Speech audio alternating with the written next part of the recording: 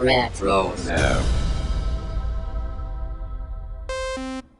Hi, this is Fred Tatasciore, and you're listening to Dennis and Jay on Podcast Stardust. The Force is strong with both of them.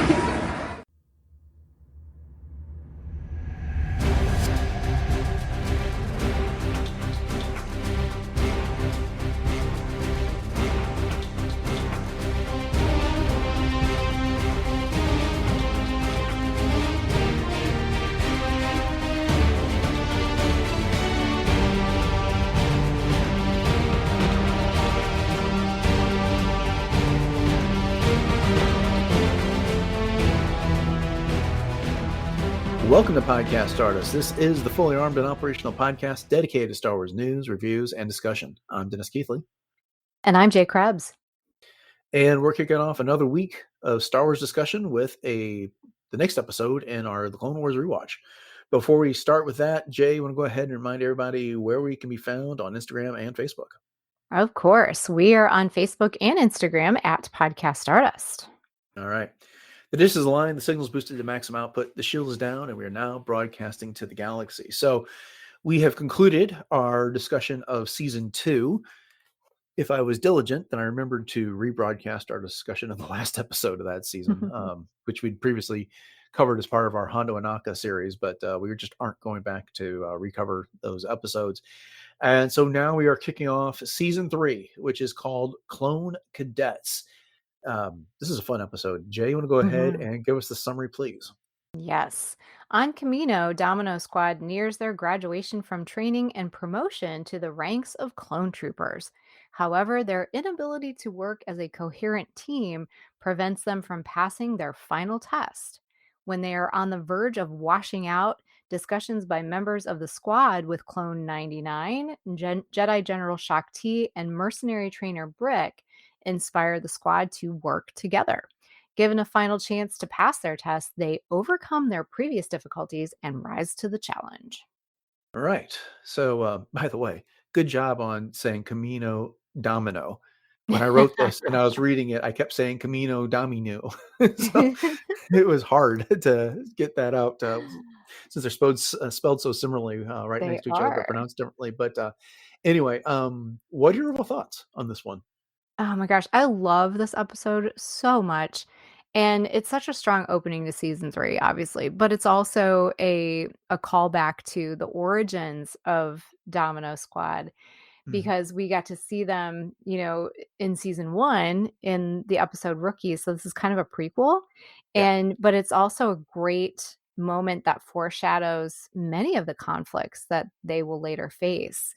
And it's about sacrifice and brotherhood, identity, the whole idea of being good enough or being expendable. And you know me, I love me some clones, and this is it's so great. I just puts us back at the beginning, and it's got a lot of questions to look at too. But what do you think? No, I like it quite a bit. It's an episode that grew on me the more I watched it, because on my first watch through the Clone Wars, I was more interested in moving ahead and seeing the battles between the Republic and the Separatists, seeing the Jedi in action, seeing the clones in the field. And so to take a step back at the time, I was like, this is not what I want. But especially when you're like, look, you got a brand new episode in a brand new season, right? You want to see what Anakin and Obi-Wan and Ahsoka are up to in that regard. Sure. So at the time, this didn't land with me nearly as well. But now that we can go back and binge these things, it's easier to appreciate this. And it's not that it ever was a bad episode. It's just that I don't need it to fulfill a particular itch when it comes to Star Wars, because I can get that whenever I want. And so I can appreciate this for what it is. One of the things that Dave Filoni talks about in the featurette is how there was a big fan response to the Rookies episode from season 1 when when this same squad, held off the Separatists as they were trying to get past the listening outpost and invade Kamino there. And so they basically went back and, as Clone Wars frequently does, told us the story out of order on that, which is fine. But one of the other things that occurred to me, Jay, is that I was kind of reminded of some of the stories that Karen Traviss told with Yes. the training of the clones here. But Mhm. I really like the way they updated that idea here compared to what she did. But what did you think about that? And I put that in my personal notes here to bring up as well, as far as how different it could have been if someone like Cal Scarata would have trained or at least stepped in to help train these clones, and how different it would have been between the way that, these bounty hunters and Shakti were training them, because Cal's focus was so different on Mandalorian culture and family, and those types of things. And the way that null clones were looked at as Mhm. opposed to quote unquote defective clones like 99, and what is we get the first, hint of what Bad Batch actually means. Mhm. So yeah, it's ironic you brought that up because I was thinking about that quite a bit actually in this. Yeah. In case we lost anyone there, I did do it rather non sequitur. Karen Travis during the Legends era wrote the Republic Commando books that featured it was a tie into a video game for one Mhm. thing, but then it did kind of bring up this idea of how the clones developed a culture that was based off of Mandalorian culture, and then there was a lot of difficulties between these clones and some of the mercenaries that trained them. Some violence that resulted as that, and so I felt like maybe there was a little bit of an influence because Brick is very hard on Mhm. Domino Squad here to the point where he pulls Cut Up aside and gets a little physical with them, and just challenges him outright. As best I can tell, you're the reason why your squad is failing at this here, but he does get through to him in the way that Mhm. it's similar how Cal Scarata and others got through to the clones and Travis's work there. I have to admit, you remember those books a lot better than I do. I remember the Oh, broad strokes, but I haven't love read those them books. as thoroughly as you did, I suspect. But so getting back to this story, we've got Domino Squad, which is made up of Heavy, who is the heavy weapons specialist, Droid Bait, who gets his nickname because he's always getting shot by the droids. Echo, who we know from the Bad Batch, probably of this group we know the best at this point. Right, right. Cut Up, who is the jokester of the group, and then Fives, who we likely know the second best out of this group because he and Echo make it the furthest in their careers out of this squad here. But it starts off with things are not good. They are not a cohesive unit here, and it really does take encouragement from multiple sources, especially some that are ready to give up on them, to pull it together here. But what did you make of the squad? Well, it's one of those things where we've seen so many different representations of clones up to this point. And I think in the featurette, Dave Filoni was talking about how, when we're going back to Kamino, they don't have their individuality yet. They don't have different haircuts. They don't have their tattoos. They don't have these things, but yet they do. They are coming out of the mold, quote unquote, as even though they are genetically identical, or at least, like extremely similar, some of them have variations like blonde hair or whatever. I mean, this episode really does affirm that they're not identical and that they're all different in reactions and their mistakes and their ways of learning. And even like it hit me that the competition that exists between them is very similar to, what you might see even in athletics where, there was the one squad that came, "Oh, it's time to watch the dominoes fall." And, there's different ways of being brothers, and as opposed to, working together as this cohesive team, and they really did have to learn. Mhm. So it's one of those things where even though they're genetically templated the same, that there's always going to be those like life finds a way kind of moments. Yeah. One of the things that occurred to me watching this is that, again, they're all clones of Jango Fett. We know that. But what was one of the things that they told Obi-Wan, or the Kaminoans told Obi-Wan who was there? It's like, they've been genetically modified to be less independent than the host. Well, what's Heavy's problem? Is he's way too He's independent, too right? independent, right? Hmm. Yeah, and so that's something they didn't manage to tamp down when they cloned him here. And then, it's just kind of like and that just got me thinking is like each one of these clones in this squad, I don't want to say it's a defective part of Django's personality, but they like have some part of his personality is a little bit amplified, which makes them not work as well as what the other squads are doing here. It's, you know, Django is disciplined, and that's kind of embodied in Echo. He's got, he's always repeating the orders, and he's insisting on the adherence to orders and this, that, and the other. Not that Django was taking orders, but he had discipline. And so, if he had a mission, he was going to stick to his mission. And like, just think about when he told Zam Wessel, it's like, you can't fail again. You got to get this right with the assassination attempt on Padme's life and the like. So, and then droid base just clumsy. So that's not really a Django characteristic, but anyway, that's one of the things that occurred to me in that regard. And then we've got their trainers. So we've got Brick and LS. So Brick is a Senatine and LS is an Arcona. They are of species that we got to see in the Mos Eisley Cantina. So brand new models that they created for this episode. If you want a better clarification, the Senatine, which Brick is the one that basically has the exterior brain. And Senatine is an anagram of Einstein. I love that. Yeah.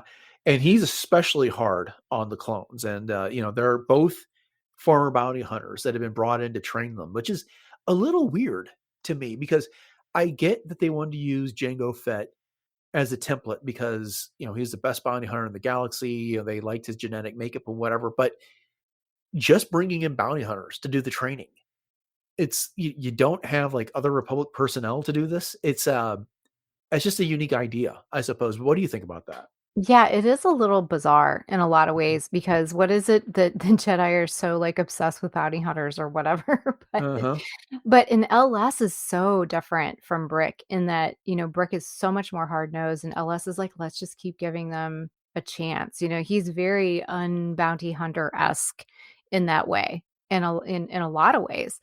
But it really also, hit me that why bounty hunters for training? Why Yeah. why not get someone that was in a military role instead? Yeah, that's what I'm saying. I was like, Yeah. I'm just not sure about that. And is it because the thinking is that Jango Fett was a bounty hunter and they appreciated his skills. So who best to get that out of the clones than other bounty hunters?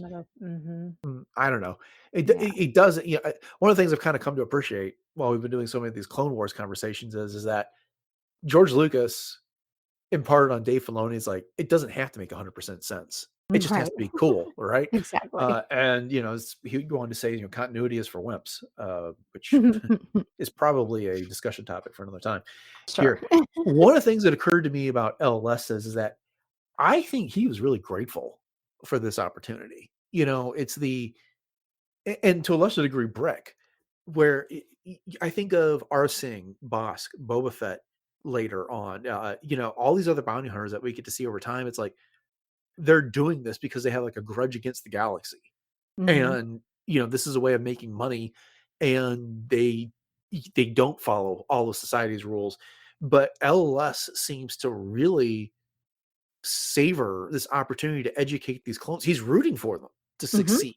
He really Truly. wants them to, where I can't see our Sing. I mean, we know she doesn't care. It would never take on a role like this Right. here. But, Right.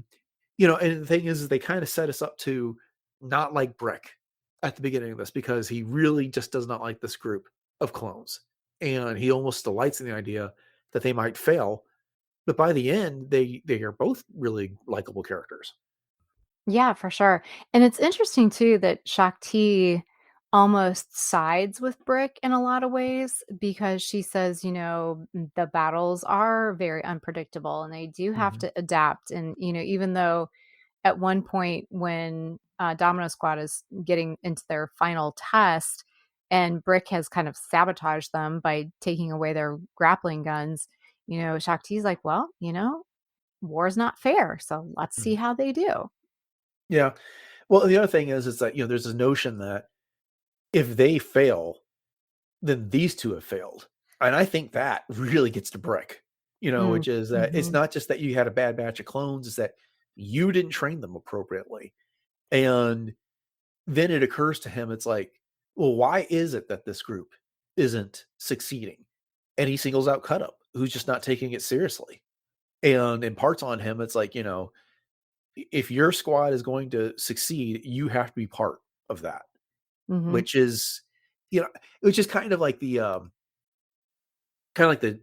stereotypical drill sergeant we see in so many like army movies, right? It's this Right. guy that just gives them hell, but he really wants them to succeed, and so he's hard on them. He breaks them Hmm. down and then turns them and builds them back up into what they need to be in that Hmm. situation.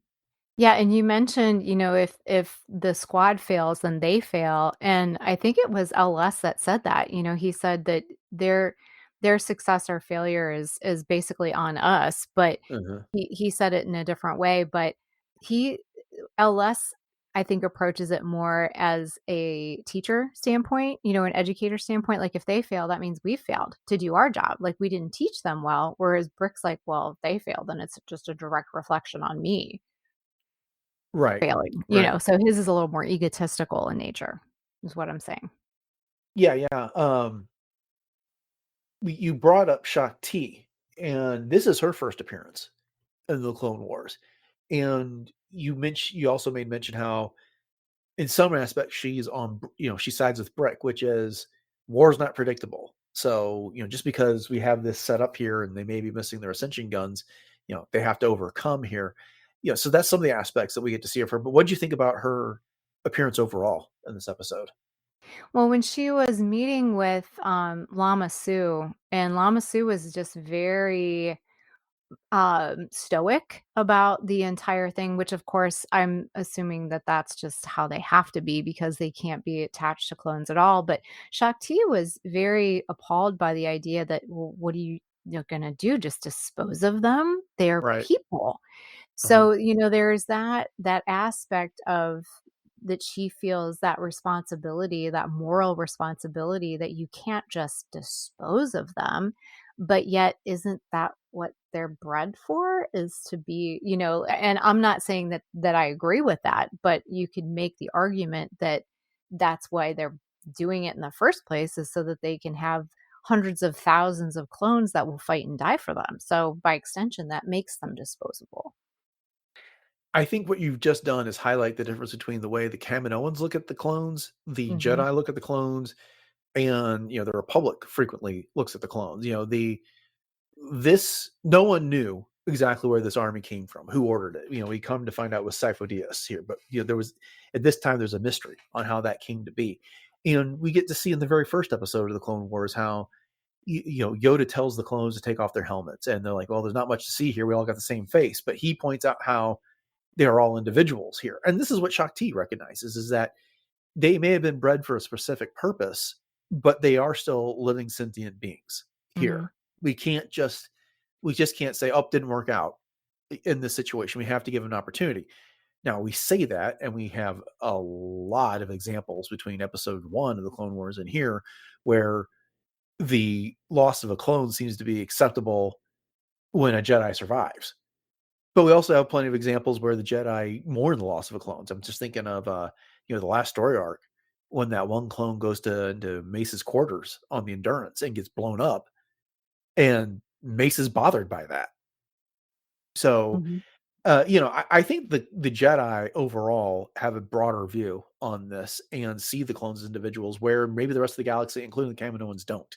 And that's very much highlighted in the Bad Batch, which comes Yes. out many many Yes. years after And, this. I also wanna ask you too, as far as the way that this graduation and assessment was so highlighted in this particular episode Hmm. that, why I'm not exactly sure how to phrase this, but, again, with the way that the role of the clones are in the whole scheme of things, it's just very interesting to me that they would take the time to have a graduation ceremony to promote these clones and even give them medals to prove that they've done this. When if they're tools as to a means to an end, that seems like an interesting investment.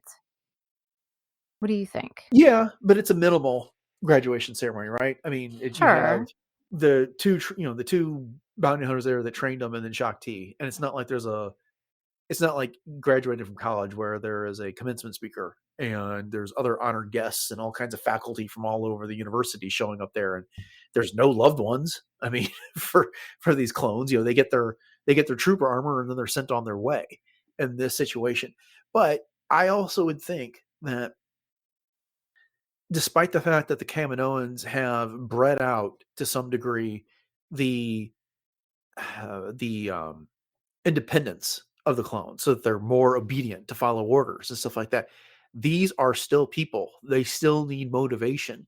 You still want to build them up that you are now part of the finest fighting force in the galaxy in this situation. And that's not something that you can just breed into them. You have to Mhm. teach them and you have to Mhm. educate them. And I think that's part of what this is all about, which is, you know, we've trained you to be these soldiers. Now you're going to go out, you were cadets. Congratulations, you've made it. You now get to be soldiers and go do what you were intended to do. And, that type of recognition, as slight as it might be, goes a long way. Mhm.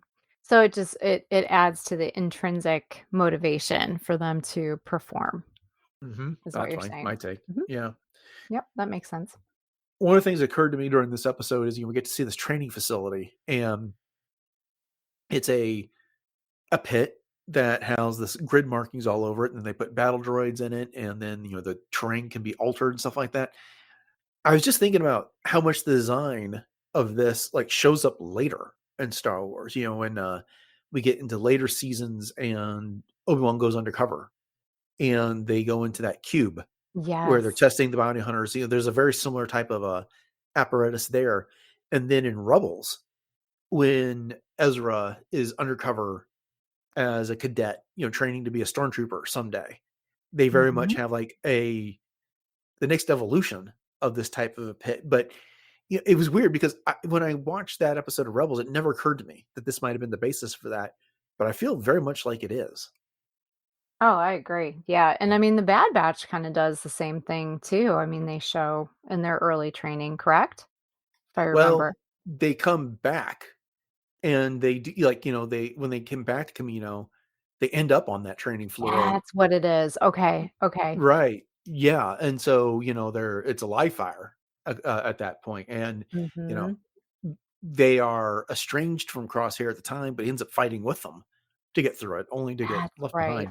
But Yes, yes, thank you. so it's so easy to go along in this episode. But we also meet Clone 99, and you referenced this earlier. He's a defective clone. And, that's a harsh thing to say, but compared to the others, he's got, a bent back and he's not in shape to fight, but he is basically in charge of maintenance and custodial type work on and Kamino there where they train the clones. But he's kind of the conscience, especially for Heavy there. He talks about how much he still honors his brothers, and he gets through to Heavy by telling him, it's like, you're going to go AWOL, and if you do that, then your squad's going to fail. And and Heavy kind of questions this. 99 says, well, how can I fail? I was never given a chance on this. You've got a chance. And it really gets through to Heavy in that regard. And then, of course, we know, 99 comes to represent any type of, again, using the word effective, a variation from the template there, and in the Bad Batch, Clone Force 99 has defects that are considered beneficial there. Hunter senses, Crosshair's ability to aim, Tech's abilities, Wrecker is huge and super strong, and the like there. But what'd you think of 99 in this episode? Well, he's definitely, as you said, the conscience of the clones in a lot of ways. He's sort of this moral compass for them. And he's so grateful just to be able to do what he does. And he sees Heavy and he sees Domino Squad and all of his brothers as being having such wonderful privilege to be able to do these things. And Mhm. so he's very inspirational in that way, and he has actually more emotional intelligence and empathy than a lot of the other clones do. So as quote unquote defective as he is physically, And despite those physical limitations, he is very, he kind of flips the narrative, I guess you could say, in that way, that it makes you think that not everybody is as they, don't judge a book by their cover kind of thing. And he Mhm. just chooses to serve in whatever way he can. And it was so sweet when Heavy gave him his badge. I just thought that was awesome. Yeah, yeah, it's like, "I need to hold on to this, and so when it come back and give it back to me," that was, that was pretty cool. It was Yeah. very, very touching. It's one of these things I can't decide if, they did such a good job with this episode. They do so much with the 24 minutes or so that it is, if you take out all the commercial breaks and stuff. But I really would have loved, like, 3 or 4 episodes of this. Mhm. Just getting an opportunity to expand a bit more on, having this first episode that like ends with them failing the test, and then them building themselves back up into, and then that third episode where they finally get it, just to give us more moments where, Brick is having a change of heart and getting through to them, because he really did not care, or he came off that way.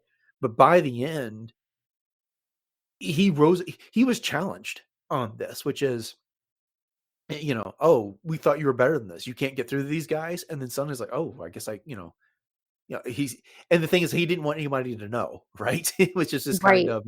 of, he was just trying to play it off, but nobody, everyone saw through him in that regard, including the audience there. But I don't know. I don't think, like I said, when the first time I watched this, I would have necessarily wanted multiple episodes, but with all this time, it's like, I think I really would have enjoyed, a whole arc. Just sit there on Camino watching Domino train and finally pass that test. Oh, yeah. Me too.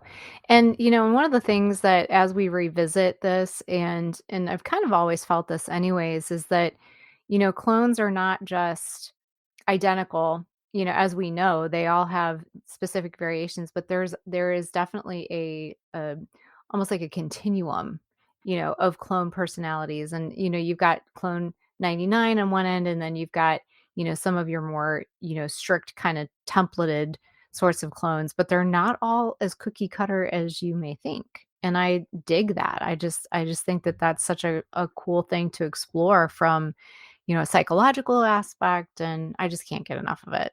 I could go on and on. Yeah, yeah. I did like it when they had the ARC troopers show up, and this is what the clones are all aspiring to be. They Mhm. go from here to troopers, and then the best of the best get to be ARC troopers there, and then it's a ARC trooper Commander Colt that sees is overseeing the final test. So Bravo Squadron shows up and goes first, and they just knock it out of the park. And then I almost felt like this reference was a little too nailing, hitting the nail right on the head. But he tells them to run, version THX variable Yes. 1138 or whatever. It's like, yes, 1138. yes, THX 1138. We get it here. Um, yeah, it's like Easter eggs are fun, but this, and I don't want to say it took me out of the episode, but it's just kind of like, it is a massive wink at the audience It at this is. point. It's, Star Wars fans know that reference.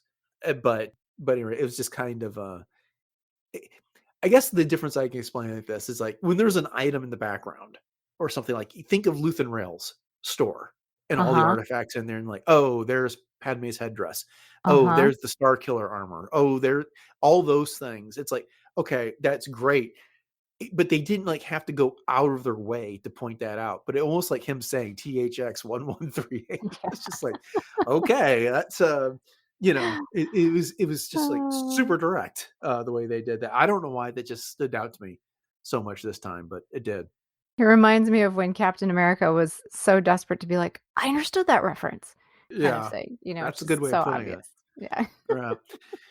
The other thing, in here, it's just kind of a casual thing, but you were talking earlier about how when Shakti is having that conversation with Lama Su, and he makes a reference to how they've been stretching Django's DNA as far as possible. Mhm. He's the donor, but he's gone, and they have a limited supply of his DNA, and so the alternative is they can keep stretching this as much as they can, or they can find another donor. And I don't know why, but that idea just really grabbed my imagination and fascinated me this time. And like, Yes. who else would they possibly have gone with?